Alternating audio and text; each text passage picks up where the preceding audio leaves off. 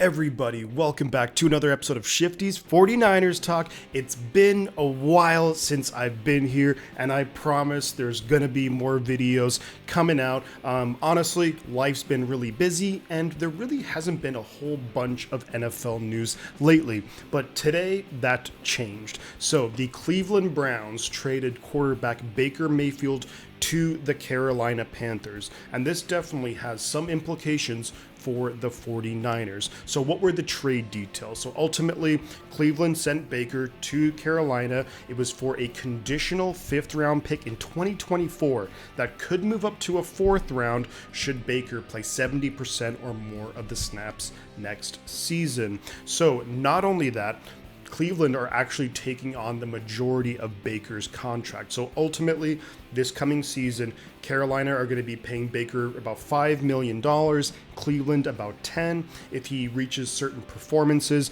then Carolina will end up paying him a little bit more as well. So how does this impact the 49ers? Well, of course, for months and months and months now, the Niners have been looking to trade Jimmy Garoppolo, basically to anyone who will take him.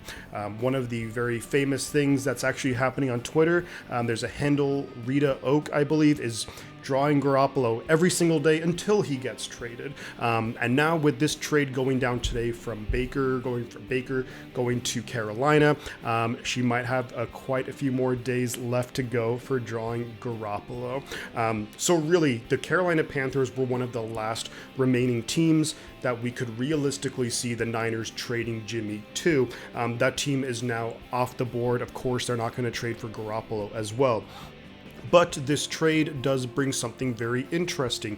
Could the Cleveland Browns trade for Jimmy Garoppolo? It does meet a lot of the criteria that I had mentioned a number of times in previous videos earlier in the offseason. For example, they're an AFC team, so we're rarely going to face them once every 4 years, maybe once every 3 years with the new scheduling. Beyond that, we're not going to be playing them this upcoming season. And really, I think for the Browns, I'm looking at their roster and I'm looking at their setup. Of course, there's all the Deshaun Watson stuff happening there. I think realistically, he will be gone for at least one season, if not suspended for more. If all the allegations, there's just so much, I'm not even going to go there. But it looks like he will be gone for at least 1 year. And that really allows the Browns then to move in with Jimmy Garoppolo for a year and then compete. Because look, if there's one thing we can say about Garoppolo is that he does win football games. Not always because of him, and a lot of times in spite of him, but there are times, if you just look at his record as a starter, that's something that you can't necessarily deny. Looking at the Browns as a franchise, look, they have upwards of $48 million in cap space, so they can take on Jimmy Garoppolo's contract. Now, should a trade happen between the 49ers and the Browns, I don't think the Browns will be taking on all $25 million from Jimmy Garoppolo. I think it would be split somewhere in the region of maybe the Niners pay him about 10 and the Browns pay him 15. Now, talking about potential compensation the 49ers would look for, I think, something similar to what the Browns got for Baker is probably the most realistic thing now. But here is the thing, though. Look, the Browns have a roster that can compete right now. They have Kevin Stefanski as their head coach, Andrew Berry as their general manager. Their first year in 2020 was great. I think they went 11-5, if I'm not mistaken. The year after that, last year, they went 8-9.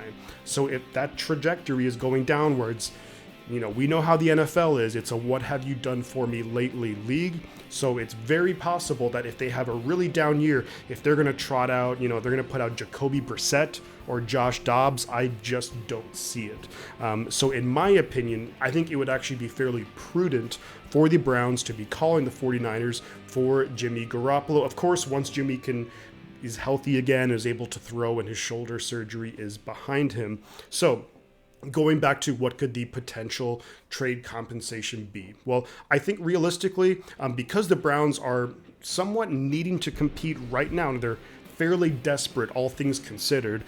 Bringing in a guy like Garoppolo is a stabilizing force. He only has 1 year left on his deal.